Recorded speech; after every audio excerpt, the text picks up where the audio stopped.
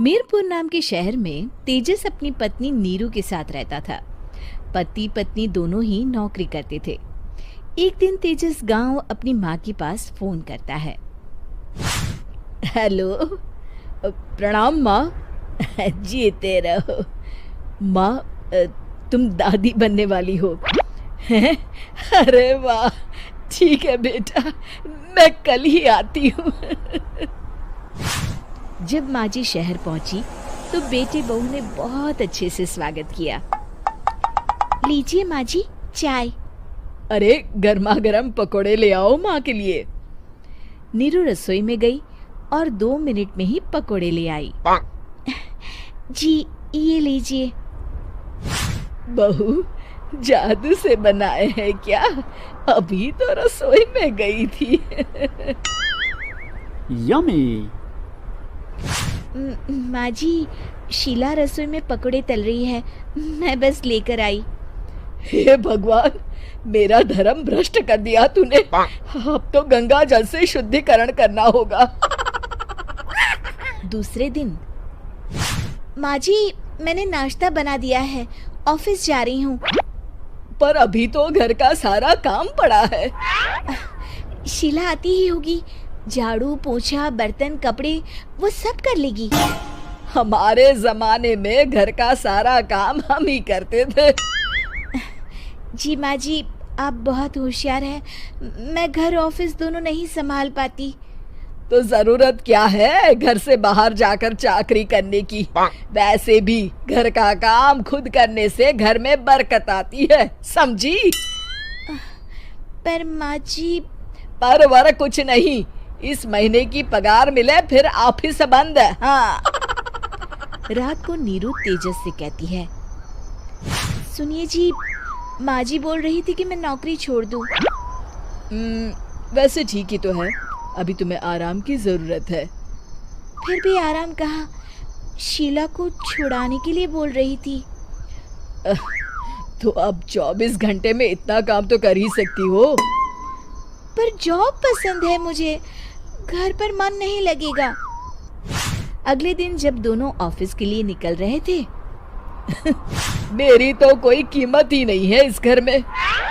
माँ जी, आजकल महंगाई बहुत है, रहन सहन भी बदल गया है, दोनों नौकरी करते हैं तभी ठीक रहता है।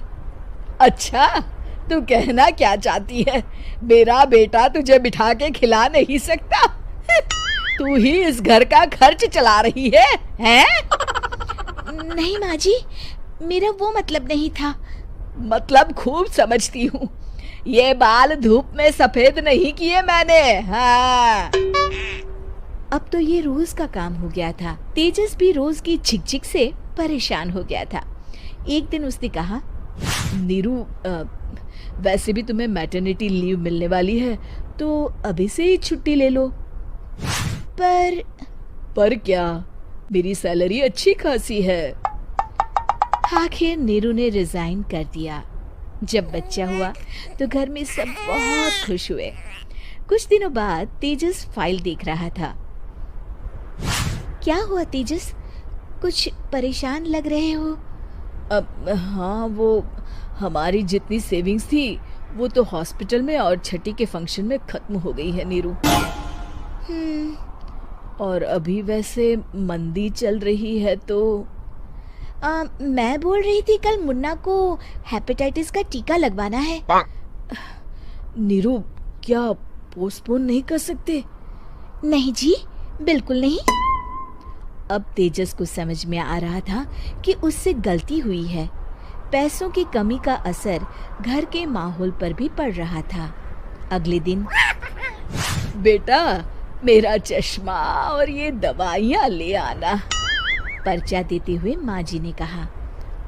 जी। तेजस, मुन्ना के लिए दूध का डिब्बा और डायपर भी ले आना, और ये किराने के सामान की लिस्ट है, इसे भी लाना है। तेजस गुस्से में लिस्ट मरोड़कर फेंकता है और चिल्लाता है, पैसे क्या पेड़ पर उगते हैं? ये ले आना, वो ले आना। अरे पर ये जरूरत का सामान ही है। वो गुस्से में बिना कुछ कहे ऑफिस चला गया। अरे लंच तो ले जाइए। नीरू दौड़कर डिब्बा पकड़ाती है एक दिन खाना खाने के बाद, नीरू, अब तो मुन्ना कुछ बड़ा हो गया, तो अब तुम वापस ज्वाइन कर लो ना जॉब। पर इस रिसेशन में जॉब मिलना बहुत मुश्किल है। ट्राई तो करो। फिर मुन्ना, माँ जी है ना, और एक फुल टाइम मेड भी लगा लेंगे। पर माँ जी, उन्हें तो पसंद नहीं।